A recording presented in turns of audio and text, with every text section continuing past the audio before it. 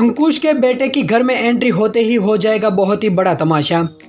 वहीं बरखा अनुपमा को कहेगी कि तुम ही बताओ कि बच्चे को एक्सेप्ट करना चाहिए या नहीं। वहीं काव्या को पता चलेगा कि वनराज को मेरे बच्चे के बारे में पता चल गया तो वो चौंक जाएगी। वहीं वनराज नाजायज बच्चे को एक्सेप्ट करने से कर देगा मना। तो चलिए देखते हैं इस वीडियो में। लेकिन इससे पहले अगर आपने अभी तक हमारी चैनल को सब्सक्राइब नहीं किया है तो पहले आप सब्सक्राइब कर लीजिए, जहां पर दिखाया जाएगा कि सभी लोग केक कटिंग के लिए तैयार होंगे। लेकिन वनराज अभी भी बाहर होगा तो सभी लोग उनके बारे में बात करने लग जाते हैं। तभी दिखाया जाएगा कि वनराज अंदर आ जाएगा। तो वहीं दिखाया जाएगा कि बरखा भी बहुत ही ज़्यादा परेशान होगी। उस वक्त अंकुश घर पर आ जाएगा तो पहले उसको अकेला देखकर बरखा राहत की सांस लेगी। तभी अनुज अंकुश को बोलेगा कि तुम सही वक्त पर पहुंच गए हो, हम केक काटने ही वाले थे। तभी बापूजी भी कहेंगे कि देर आए दुरुस्त आए। तो अंकुश कहेगा कि आपने बिल्कुल ठीक कहा, मैं देर से ही आया हूँ लेकिन दुरुस्त आया हूँ। अनुज मुझे तुमसे कुछ कहना है अपने बच्चे के बारे में। तो अनुज कहेगा कि सारा के बारे में। तो अंकुश कहेगा कि नहीं बल्कि मेरे बेटे के बारे में। ये सुनकर सभी लोग चौंक जाते हैं। वहीं अंकुश कहेगा कि ना सारा और ना ही अधिक, मैं अपने छोटे बेटे के बारे में बात करने जा रहा हूँ। तभी बा कहेगी कि इतना बड़ा घर भी नहीं होना चाहिए कि आने जाने वाले को भी पता ना चले कि तुम दोनों के कितने बच्चे हैं। तो अंकुश कहेगा कि हम दोनों का नहीं बल्कि सिर्फ मेरा छोटा बेटा जो पहले दिल्ली में रहता था लेकिन अब मेरे साथ रहेगा, उसी को लेने के लिए मैं एयरपोर्ट पर गया था। फिर उसके बेटे रोमिल को आवाज़ लगाएगा और अंदर आने के लिए बोलेगा। फिर रोमिल जब अंदर आएगा तभी उसे देखकर बरखा बहुत ही ज़्यादा गुस्सा उसे आने लगेगा और कहेगी कि ये लड़का ये घर में नहीं रहेगा।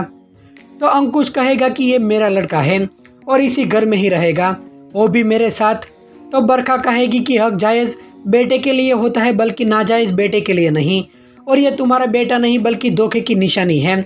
शादी तो तुमने मुझसे की लेकिन रंगरेलिया किसी और के साथ मनाते रहे। तो अंकुश कहेगा कि जिस घर में प्यार नहीं मिलता है वो बाहर जाकर प्यार ढूंढता है और वहीं पर वो बह जाता है। तो बरखा कहेगी कि जो लोग बह जाते हैं वो अपने पाप को छुपाने के लिए ऐसा करते हैं। फिर अंकुश को बरखा थप्पड़ भी जड़ देगी। वहीं अंकुश भी उसे मारने जाएगा लेकिन अनुज उसे रोक लेगा। वहीं अंकुश कहेगा कि क्या सच बर्दाश्त नहीं होगा। बरखा कहेगी कि मैं कुछ भी नहीं जानती बल्कि तुम्हारा बेटा यहाँ पर नहीं रहेगा। फिर बरखा अनुपमा के पास जाकर रोने लग जाती है और कहेगी कि तुम तो हमेशा सही फैसला ही लेती हो। अंकुश अभी कितना गलत है, तुम बोलो और उसे बोलो कि उसका नाजायज़ बेटा यहाँ पर नहीं रह सकता। तभी अनुज कहेगा कि ये आप दोनों का पर्सनल मैटर है, आप इसमें अनु को इन्वॉल्व क्यों कर रही हैं। तो अंकुश कहेगा कि तुम खामखा अनुपमा को इसमें क्यों घसीट रही हो। तो बरखा कहेगी कि मैं जो तुम्हें समझा रही हूँ वो तो तुम समझ नहीं रहे हो। फिर अधिक भी कहेगा कि मुझे पहले आपके इस बेटे के बारे में पता नहीं था मगर अब पता चल गया है तो मैं आपको मेरी दी को और भी ज़्यादा हर्ट नहीं करने दूंगा, और ये बेटे को आप यहाँ पर नहीं रख सकते। अगर यहाँ पर रहा तो हर वक्त मेरी दी को आपका ये धोखा याद आएगा और ये मैं होने नहीं दूंगा, और आप अपनी गलती की गठरी को यहाँ से उठा और कहीं और पर ले जाओ। तो अंकुश कहेगा कि मैं नहीं ले जा सकता, मैंने आज तक तो अपने बेटे को मुझसे दूर रखा लेकिन अब और नहीं। मुझे तसल्ली थी कि मेरा बेटा उसकी माँ के साथ है लेकिन अब उसकी जिम्मेदारी वो मुझे सौंपकर दूसरी कंट्री में शिफ्ट हो गई है। वहीं बरखा अनुपमा को कहेगी कि तुम बोल क्यों नहीं रही हो, तुम अगर मेरी जगह होती तो क्या करती। अगर तुम्हारे पहले पति का नाजायज़ रिश्ता नहीं एक्सेप्ट तुमने किया तो मैं अपने पति के नाजायज़ बच्चे को एक्सेप्ट क्यों करूं। जब वनराज ने तुम्हें धोखा दिया था तो तुमने उसे तलाक दे दिया था। अगर वनराज अपने किसी नाजायज़ बच्चे को घर पर लेकर आता तो तुम उसे एक्सेप्ट करती, और तुमने तो रिश्ता ही खत्म कर दिया था। लेकिन मैंने तो नहीं किया और मैं तो इसके साथ ही रह रही हूँ। अगर ये बच्चा अनुज का नाजायज़ बच्चा होता तो तुम इसे घर में रखती, और तुम्हें कुछ भी नहीं बोलना है तो मत बोलो। लेकिन अब तुम मुझे ये सिर्फ बताओ कि अब मैं क्या करूं। अपने हस्बैंड के नाजायज़ बच्चे को एक्सेप्ट कर लूं ताकि जब जब मैं उसका चेहरा देखूं तब मुझे उसके धोखा याद आए।